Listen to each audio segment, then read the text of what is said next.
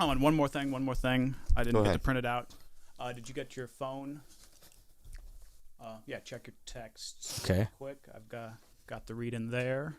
For what?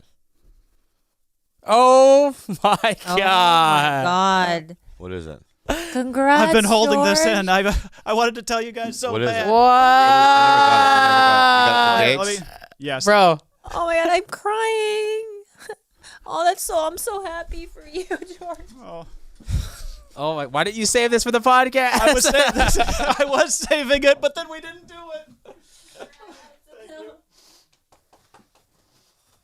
You son of a bitch! You did it. 2 points. I have a lot of very religious family. Like my extended family is all very religious. Okay, that's right. That's why I wanted to ask you, George. So you grew up with what religion?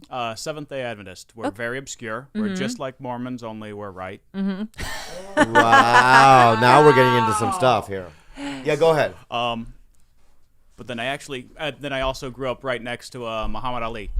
In He was my Kentucky? neighbor. Oh no, No. in Michigan. Berrien Springs, Michigan. Yeah. Yeah. So let me ask you something. Are you active in your religion?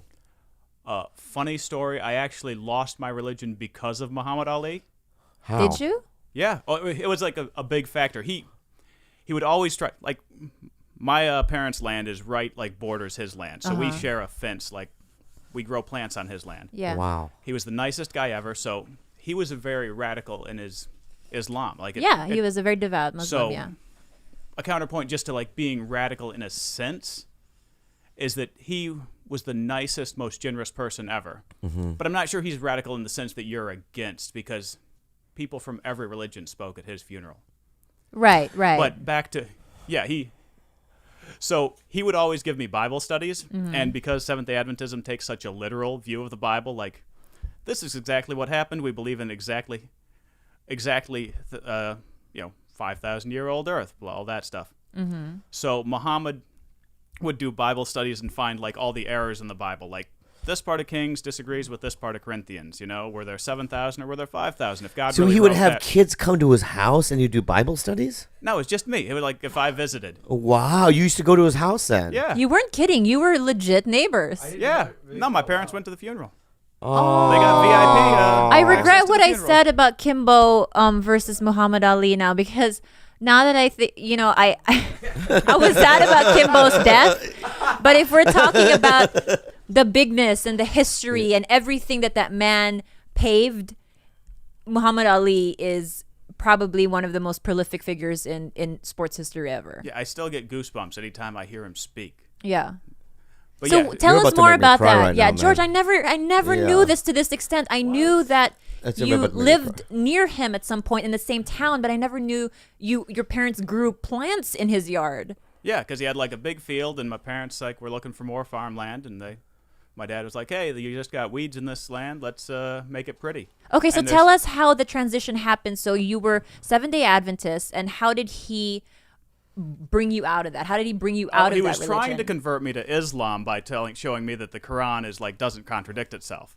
Right. So, but he had this big old book of every contradiction in the Bible, and I was thinking that does not quite work with a literal interpretation of the Bible. Mm-hmm. And I was like, no, I want to drink coffee, I want to drink beer, and I want to have sex. So What are your let's, restrictions as Seventh-day Adventist? That's what it's saying. It's very close to Mormonism. It came out of the late 1800s, all that religious fervor in the U.S. Okay. So it's going back to the basics of Christianity, where Jesus' religion is he worshipped on the seventh day or on Saturday. Mm-hmm. It's going back to all of that.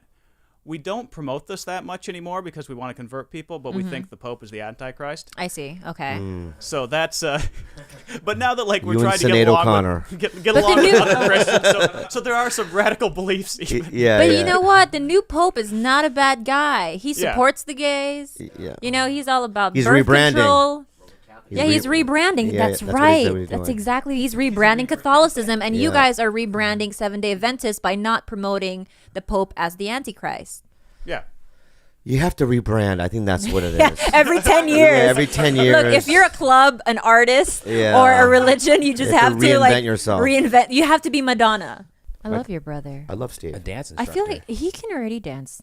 He's better than most He's people. a dance machine. And you know what? Dave Cho puts him through shit just to do it because of power. That's not true. He gets paid to do it. Oh, you're paid though, right? Yeah. Well, you don't get paid, so. Yeah, I do. And you still do shit. I do it for the love. Yeah. For Yeah, we are an unpaid team over here. I think don't the know, only person who gets paid is you because of ticket numbers for your shows. Yeah, and also on top of Pink Dick, what do you get out of it?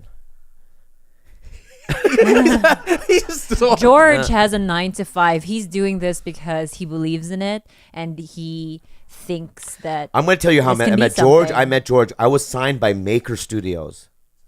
Okay, you guys know what that is? They're owned by Disney now. But before, it was Lisa Donovan and her husband that started it. Boyfriend? Danny Zapp? Danny. Yeah. They were married. Yeah. Oh, okay. Fuckface. I don't know. So years ago, Lisa calls me and she goes, "Hey, I'm starting this company called Maker." I go, "What is it?" She goes, "Comes to the studios." It was at her apartment in Venice. And I go into the side of their apartment. It's like a green screen in a room or whatever. And I'm like, I don't want to do this. She's like, "It's going to be big." I go, no. It's okay. It's okay. It's okay. It's not going to be big. Then years later, they go, "Come again, but we have a new studio." Mm-hmm. This is when they were on Washington, right? It was bigger. And then all of a sudden, it just kept getting bigger. And then the next thing you know, Lisa's like, "I'm selling it to Disney for $500 million." Jesus Jesus fuck. Christ. Good Lord. Do you believe that? I believe it. And I'm the asshole that goes, no, thank you. So how did you meet George and So so Lisa, when she wanted me to be on Maker, I go, "Okay, I'll do it." And then I got producers. The first producer I got was Mickey, right? And then I got who? Patrick. I remember Patrick. And then I got you. Because you wanted it. George has always believed in me. George has always been very excited about me. He's the only one in that company that I felt like, and Ricky, like true devoted love. What was the that's very example of that? unusual. It's very, but Disney bought it, and then they No, said I'm saying they it's didn't want me unusual anymore. because that's a really good thing to have, like a very responsible white man in your corner, because he wields power. And also, Whitey, a white pink dick. Look at me right now, man. I really appreciate it. We appreciate you, Yeah. George. And even the first video that you put out and how you cut it, Yeah. right out the gate, it looks amazing. So good. Yeah. And I'll never ask to see your dick. Why not? I Maybe think- one day. Would you show me your dick eventually? Eventually. He's so eager to do it. Yeah.